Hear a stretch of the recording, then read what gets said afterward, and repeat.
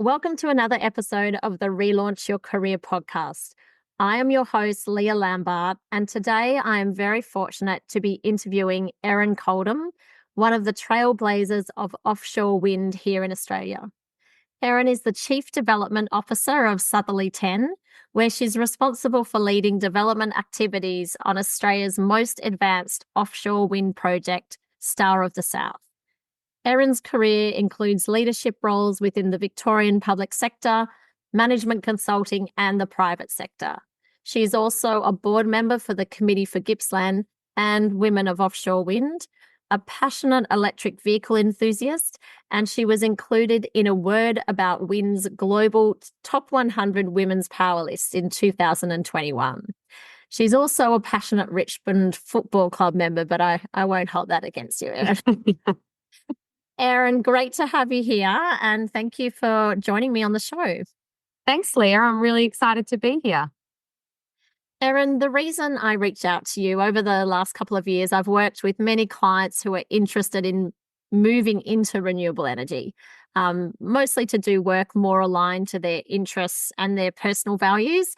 So I thought it would be great to have you on the podcast to give our audience a better understanding of the potential jobs that can be discovered in renewable energy, and in particular, some of the big wind projects that are in the pipeline for Victoria. Thank you for joining me. I was wondering if you could start by telling us more about Southerly Ten and also some of the other projects that are on the horizon here in Victoria. Sure. So Southerly Ten is a specialist offshore wind development company, and we actually launched recently after getting a couple of licenses in the offshore wind sort of process that the federal government ran. So we started off as a project as Star of the South, but we, as I mentioned, have a couple of different projects now we're exploring. So we launched the broader company just in May of this year. So we've grown quite a little bit over the journey from having a single project into having a real national lens and an industry building lens. And we are fully owned by Copenhagen Infrastructure Partners and its funds. So we're really excited to have that ownership because Denmark and Copenhagen has really been at the forefront of the green transition, and there's a lot of partnerships in place between the two countries, Denmark and Australia. So we're really excited from a company and an industry perspective to also share a lot of those lessons, bring that global knowledge, also combined with the local know-how of how to get things done here in Australia, to hopefully build some really game-changing pieces of infrastructure to help with our renewable energy transition. Very exciting. And can I ask you, how did you get into this industry and become interested in this space? Yeah, well, as what happens mostly in my life and career, I kind of fell into it. So I didn't have much of a plan to specifically target this industry. However, I've always worked in major infrastructure, and I've always loved working on infrastructure projects because you're creating a legacy, whether it's a road project or a rail project. Helping people's mobility is traditionally what I'd done in my career. And building things takes a lot of different skill sets in terms of the origination of the idea, the business case, the need, the engagement that you need to do with communities, with policymakers, the approvals, the financing, the engineering side. So there's so many, I call it ingredients, so many different ingredients to building an infrastructure project. And so some of the founders of Star of the South actually asked if I wanted to get involved at the time I was consulting. And they had this idea of building an offshore wind farm in Bass Strait. And I said to them at the time, I don't know anything about energy. So I just have to make that clear to you because I've mostly worked in other types of infrastructure. And they said, no, that's fine. We know energy. Just, come on board and help with the things that you do. So I was very fortunate to be able to consult into the project, and then really fell in love with the idea of getting offshore wind up and running in the country and assisting really, because at that time I realized how fragile the energy system was and all of the closures that were going to be coming over the next few decades. I thought we better get a bit of a wriggle on and get some large-scale renewable energy projects into the grid. So I was really fortunate to join the company full-time and haven't looked back ever since. Fantastic. And so the Star of the South project, it's based offshore in Gippsland. Is that correct? Can you tell us a little bit more about that particular project? Sure. So Star of the South is Australia's most advanced offshore wind project, and it's located around 10 kilometres offshore of towns like Port Albert. So for anyone who's been down there in Bass Strait, where it is very windy. So I always say to people, if you want to know why we build an offshore wind farm, go on a boat off Port Albert and you'll find out. And we're proposing to build that project with 2.2 gigawatts of capacity in total. So when I talked earlier about that real scale up of ambition, offshore wind represents that next level infrastructure. So taking the really strong ocean winds and converting that into energy. And of course, Gippsland is one of the powerhouse regions where a lot of our energy infrastructure has been located traditionally. So there's a very nice opportunity to use that existing infrastructure, like the transmission, and bring all of the power into the city and the national electricity network, but also the jobs. So there's so many skilled people in Gippsland, whether that's been from the offshore oil and gas industry in Bass Strait or the coal plants, the mining sectors. There's a really good opportunity with the skilled people in the region to continue that tradition of power generation going forward with projects like Star of the South. And from what you described before, there's so many different parts to these projects. What would be examples, and I'm sure there's many, of these green jobs that would be required to complete such a project like this? There are so many. And the thing that I learnt recently when we did a lot of the mapping of the different types of jobs was there's really something for everyone. So it doesn't matter if you're straight out of school and it's an entry-level role that you're looking for, there will be something for you. Whether you're university educated or vocationally trained, there will be something for you. So I feel like it's really chunked up in phases. And right now we're in the development phase. So if you look at the development jobs, many of them are professionally based jobs, looking at the project's business case and doing all of that engagement work, the approvals. Having said that, we've also collected a ton of data out there. So we've had scientists out on boats and on islands tagging birds, looking to see where they go. We've had fishermen in their vessels out there helping those scientists, getting them to the places they need to go. So when I say many and varied, it really is quite different depending on the type of work and the phase of the project. As we move into construction, there will be so many jobs from a civil perspective as well as from a maritime perspective. So a lot of maritime workers are needed. And ultimately, during the operations phase, that's where it gets really exciting because that's where we have long-term jobs. So we'll have an operations and maintenance base out there where we will require people to work for many decades, maintaining the wind farm, ensuring that it's operating smoothly for a good part of 25 to 30 years. So offshore, like just to give us an idea, like how many people would be working offshore on a project such as this? Yeah, so we've done a lot of modelling and looked at typically the types and numbers of jobs that are created in other offshore wind projects globally. And it tells us that we expect around 2,000 jobs at the height of construction, and that's direct jobs, so employed directly to build the project, both the onshore transmission as well as the offshore turbines and everything in between. But ongoing, that's where we really see that benefit, as I say, for long-term jobs, around 250 from that operations and maintenance space. So that's really focused on ensuring the smooth operations of the wind farm. We often have maintenance campaigns, and particularly out at sea where there'll need to be wind turbine technicians out there checking on things, replacing parts that might need replacing over time and making sure it's all going smoothly. But also, if you think about maritime work, it's also everyone that supports those workers. So the cooks and the vessel staff and the crews of the ships, there's really quite a lot of varied careers in offshore wind. And will it be easy to fill all these jobs, or will you need to perhaps bring people in from offshore to fill some of these roles? Much like the development phase now, I expect there'll be a bit of a mix because we've never built any offshore wind farms in Australia yet. We're really benefiting from some of the global knowledge that we get from some of our global colleagues. Some have come and relocated here for a period of time, usually 2 or 3 years at a time, to share their knowledge, help get the project on the right path, and then upskill the locals that are then taking it forward.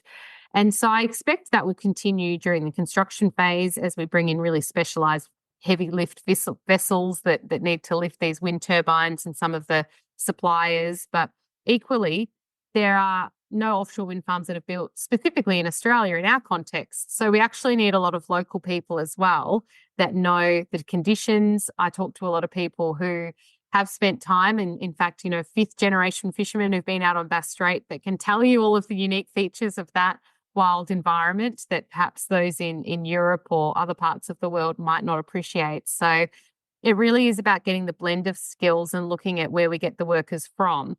I think generally we're seeing a lot of demand for trade-based roles, and particularly highly skilled electricians, for example, and those types of roles where that's really going to be in demand on a whole range of different industries, whether they're, different types of infrastructure projects or continuing operations on our existing generation, and bringing the new ones in. That's where we see a high demand for more training, more skilled people coming through the pipeline to do those highly specialized roles on the ground.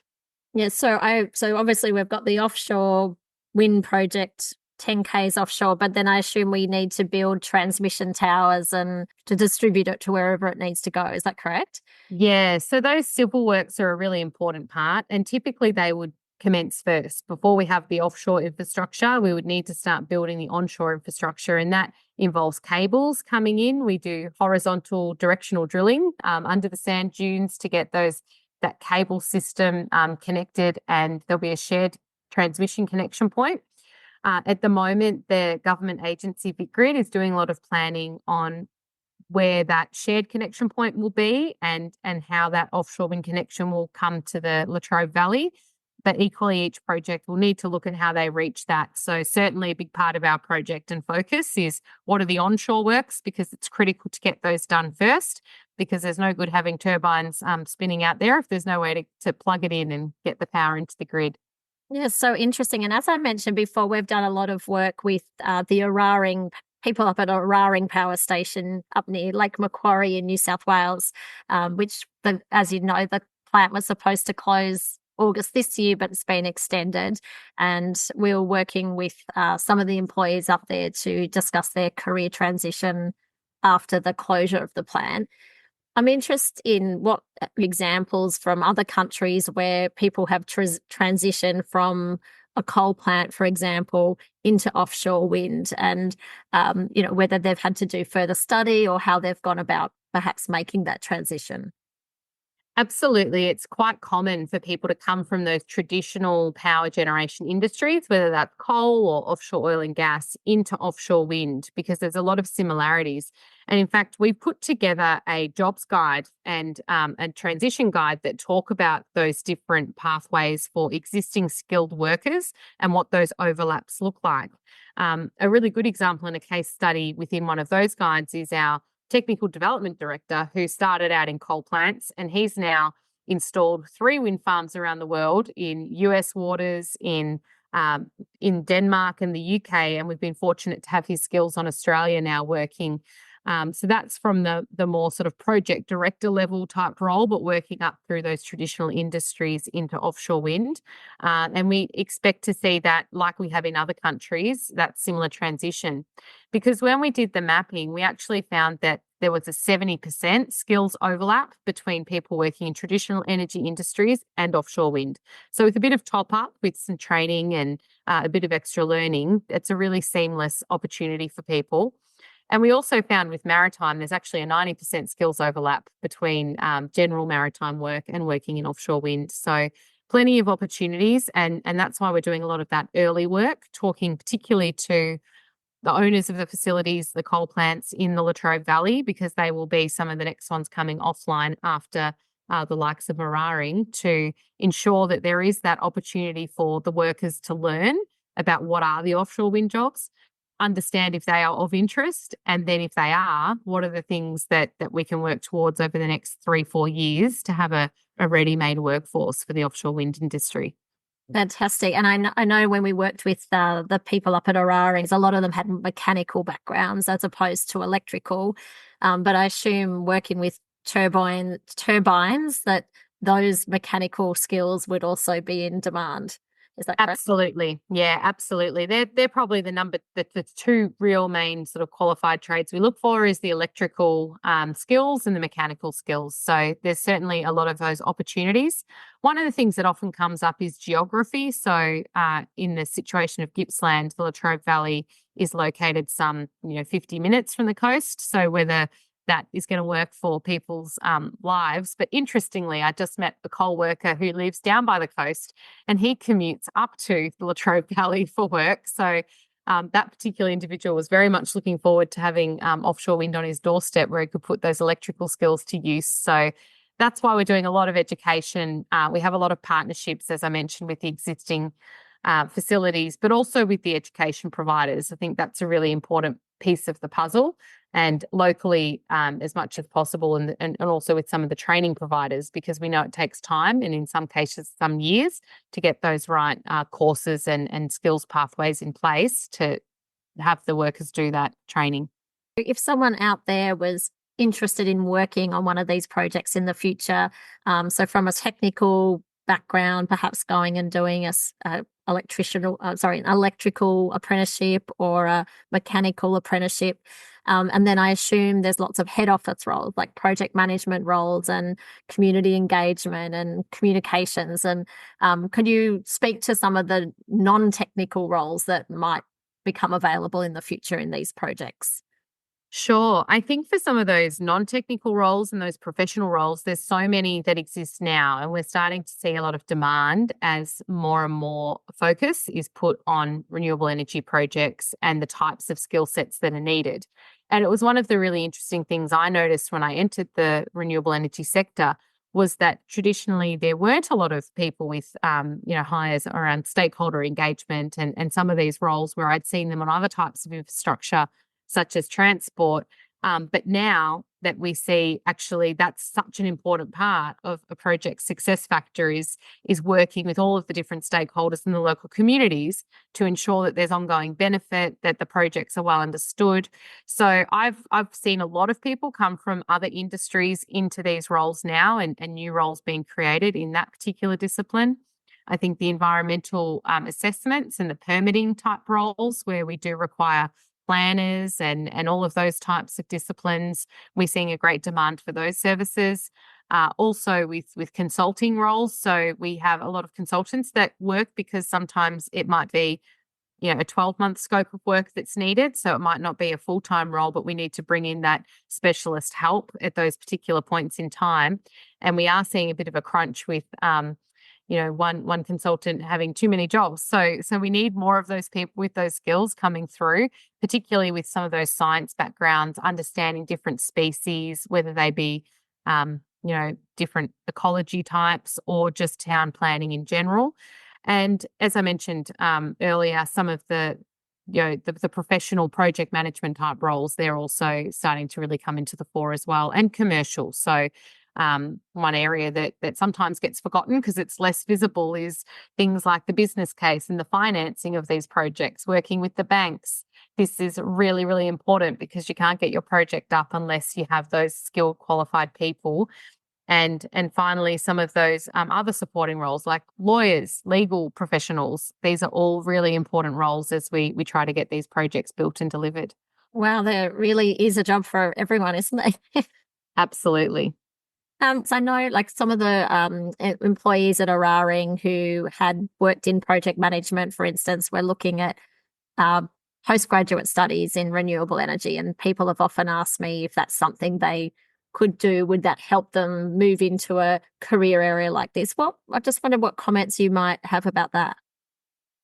It's a really interesting question. For me personally, I tend to look more at who is going to fit the role in terms of do they have comparable skills and experience. So I know there are certainly higher education pathways around renewable energy technology in general. Having said that, there's a lot that you can learn on the job. So I think some of the most important skills that we look for when we're hiring is have people got the right mindset, and is this culture and environment going to suit them? Have they worked in a hectic project environment previously? Because there can be ups and downs. It's not always linear. So I often describe it as a bit of a roller coaster. So are people sort of used to that kind of an environment where there's a lot of uncertainty? That's a really important factor when we're hiring for these roles. Certainly qualifications and a good understanding of the energy industry and those factors can help. And that's where I think some people might look to upskill themselves if they want to just have a bit of knowledge coming in. Some people want to feel a little bit more informed about these types of things before they jump in and launch into the industry. So I think they're both good pathways, but I would say it depends maybe on the individual and what their sort of learning preferences are, as well as the opportunities ahead of them. Fantastic. And I know you've been running quite a lot of career expos around Gippsland for people in the local community who are interested. What other sort of resources or job boards could someone be following or accessing if they're interested in these renewable energy jobs in the future?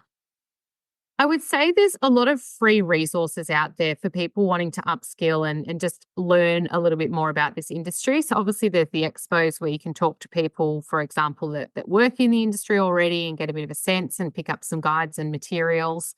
But equally, there's so many different webinars and information that's always being put together. And I think that's one of the wonderful sort of opportunities in this digital age that we live in. You can find a lot of really good information and have a lot of learning opportunities about what different roles would be like. But equally, I think being quite active on LinkedIn and following those sorts of projects that you might feel are well suited, and particularly depends what type of role you might or sector you might want to work in. So I currently work in private industry for a developer. There's a lot of government roles because government plays a really important role in actually ensuring that there's the right policies and they're also taking the lead on some of these projects, as I mentioned, like the transmission builds, and also with the contractors themselves. So with the ones who are out there building it. So I think depending on what type of organisation you want to work for, it's just about getting to know those different types of people and milestones in some of those projects and understanding where you might fit in depending on how they're tracking. And is there a particular website that people could go to see where all the big projects are taking place, like Southerly 10? Yeah, I mean, there's quite a few. There's quite a few offshore and specific ones that are running on different websites. But I would say a really good resource is the Clean Energy Council. So the Clean Energy Council is a member-based organisation. They do a lot of tracking on investment, so which projects are meeting final investment decision. There's other industry associations like Infrastructure Partnerships Australia that has a pipeline report. So I would say if it's clean energy specific, the CEC's got a wonderful number of resources and have a lot of events and put reports out. And they have a jobs board actually. So members of the Clean Energy Council will often advertise their roles on that jobs board. So that is one that sticks out to me. But like I say, probably just keeping a really active presence on LinkedIn and attending events where you can in person. And as I said, there's a lot of expos, but there's also a lot of fairly accessible seminars in person and conferences and those things where you can also get a bit more of a sense of it. And would the expos be advertised on the Clean Energy Council's website or somewhere else? Yeah, I mean, quite often. It also depends which region. So if someone's specifically looking for something in the Hunter, you might want to look more closely at some of the localised resources that you have there rather than the national ones. We also have in Gippsland, for example, the Gippsland Climate Change Network, who do a lot of work. We've just recently set up a Gippsland Offshore Wind Alliance. So depending what region you're in, I think it's about finding those different localised organisations that might be holding those events or promoting those events through those channels. Fantastic. Well, look, I know you've got a very busy day, Erin, so thank you so much for speaking with me.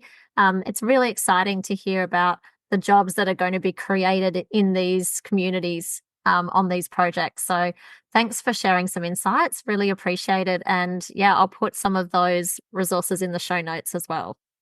Great. Thanks, Leah. Thanks for the opportunity to talk to you about offshore wind and all the jobs that are coming in the future.